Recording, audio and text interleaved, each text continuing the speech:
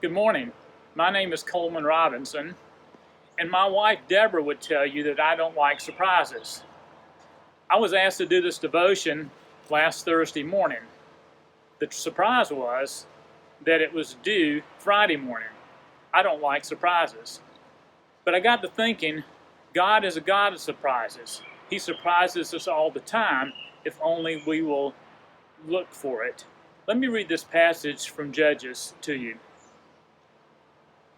You shall separate everyone who laps the water with his tongue as a dog laps, as well as everyone who kneels to drink. Now the number of those who lapped, putting their hand to their mouth, was 300 men, but all the rest of the people kneeled to drink water. The Lord said to Gideon, I will deliver you with the 300 men who lap, and will give the Midianites into your hands. So let all the other people go home, each to his own home. That might seem like a weird passage to read, but in a way it shows the way God surprises. The world thinks it takes 30,000 men to win a battle. God says, I only need 300. In the story of David, the world says, I want the tallest and the oldest, but God says, I look at the heart.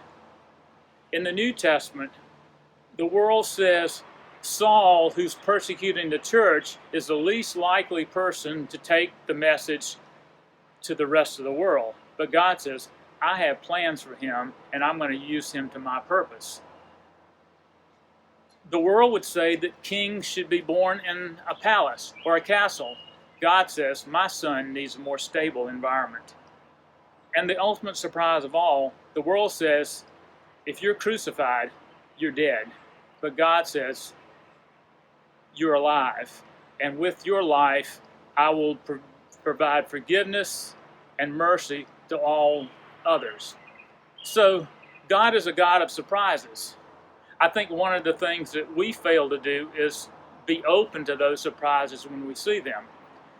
When my daughter Abby was a little girl, she was about 5, she was in the yard and she saw a butterfly and she just went, wow. And that kind of allowed me to see from a child's eyes the surprise and the wonder that is in God's world.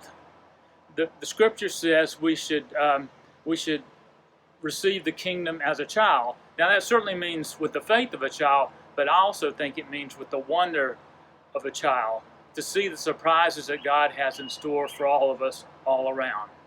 So as you go out today, be open to the wonder of God and let God surprise you. Have a good day.